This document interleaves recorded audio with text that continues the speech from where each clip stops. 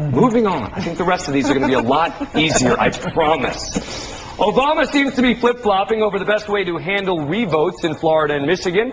The Obama camp now criticizing a proposed mail-in voting system, with Chief Strategist David Axelrod citing a number of concerns, including eligibility and ballot security, and Obama himself joining the chorus. I think there's some concerns in terms of making sure that whatever we do is fair and that votes are properly counted and the logistics make sense. All right, I'm calling this one an Obama blunder. His campaign is now citing concerns about the fairness of the process. The only problem?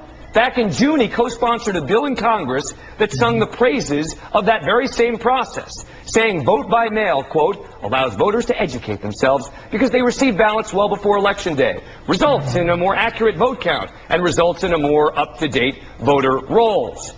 Rachel, any way to defend Obama on this one? I'm with you on this one, and I think we're seeing a lot of embarrassing moves like this across the Democratic Party as everybody realizes what has to happen procedurally in order for them to get their desired outcome. Everybody's trying to invent principles to go along with their procedural case. Yeah, they're fundamental things, Kelly, that they previously were saying, that they're now saying, well, you know what Hillary Clinton saying, we're not going to go after pledged delegates. Well, you know what? Right. Yeah, they need to. They're in play. Unless I need to. No, I like to call this the YouTube election, the internet election, where people forget that the things that they've actually said before can be easily located quickly by the media. Yeah. So yeah, this is a little silly on the Obama camp's part. Pat, this is a much easier question than the last round. What do you make of this one?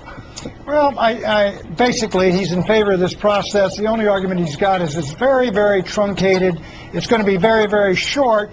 And he's got a legitimate question as to whether it can be handled well in that short a time. That's the only defense. No, he didn't say, this is a horrible system. He said, make sure this thing is managed well. So I can't give him a demerit on this one. Well, look, but his campaign is talking about a lot of concerns about this one. I'm giving Obama the strike on this one. That leaves us tied at 1-1. Tonight, the new NBC News Wall Street Journal poll contains some surprising results about the Obama-Clinton race. In the national head-to-head matchup, Clinton has a slight lead, 47-43, but that is within the margin of error. This race is still really close. As for the best bet to beat John McCain in the fall, the poll found Obama the winner on that. 48% of those polled said the Illinois senator has a better chance of defeating McCain versus 38% who said Clinton would. This just shows you it's creating all sorts of nasty back and forth because it's so close between Obama and Clinton, which is why we're on their trail. So far tonight, Obama and Clinton tied with one strike each. Misstatements, blunders, or cheap shots. All right, panel's back with us. Next up, Obama took the stage with retired admirals and generals today in Chicago. One of them, retired General Tony McPeak, one of Obama's national co-chairs and a foreign policy advisor. He discussed Obama's mental fitness to be commander-in-chief compared to, say, Clinton's. We've seen this so often in this campaign, good news and bad. You know, Senator Obama was up in Iowa, maybe not so up in New Hampshire, but he was the same Barack Obama on the one day as the other. Steady, reliable, no shock Barack kind of guy. No drama Obama. When that phone rings, when that red phone rings at 3 a.m., you want a guy with this kind of temperament to answer that telephone. All right. Now, this one, well, the statement alone is fair game. It is part of an ongoing cheap shot from General McPeak, I think. He has previously said Obama's more qualified because he won't, quote, go on television and have crying fits. It's a remark he later had to retract. Now he's referencing Clinton's red phone ad and using phrases about drama. All right, this is a close call, Rachel, but when you have McPeak out there who's previously made this statement, and with everyone saying, oh, the 3 a.m. ad is the worst thing, ever happened to the Democratic Party, as you've kind of said, I'm badly summarizing what you've said, but it does seem to me that this gets into the slight cheap shot realm. In context, maybe, but when you just take that statement on its face in terms of what he said, it sounded to me like he was talking about John McCain there. I mean, John McCain's one of his big weaknesses may be his temperament, including what his fellow Republican senators say about him losing his temper. And so that sounded to me like an anti-McCain line, which would be great for the Democrats. When you talk to women, Kelly, a lot of the time they will use words like drama, and you say no drama, and they can say that word is loaded. There's something loaded about it. I think in an age in which we're dealing with words like monster and, you know, racially insensitive remarks, I think this isn't even close to being a cheap shot. I think this is not even, I mean, what's that Supreme Court justice who said that porn, I know it when I see it? The first comment, fine line between clever and being offensive, and I know it when I see it. The first comment that he had to retract, it was clearly, I mean, that was clearly a crying cheap shot. Jags, yes, it's not about McCain. Right, but there was a presidential candidate who got in trouble in the 70s for crying. I don't think that you can... Oh, come on. I mean, Rachel, you're not going to suggest that it's okay to talk about this candidate's not going to start crying? Well, as some sort of quality to be president? Well, I would hope that they'd be talking about... That's not sexist? I'd hope they'd be talking about Mitt Romney when they said it, since Romney's the guy who's cried the most. Look, come on. I think Mystique earlier remarks were about Clinton. They should have been about Romney. Sexist. But the big problem here is that the Democrats are never talking about the Republicans. That's the big problem. Because they're in a primary. But you can make they ought to be competing on who can hit the Republicans the hardest, who can hit McCain the hardest. Temperament's a great thing to hit who can McCain hit on. Pat the hardest. Let's see.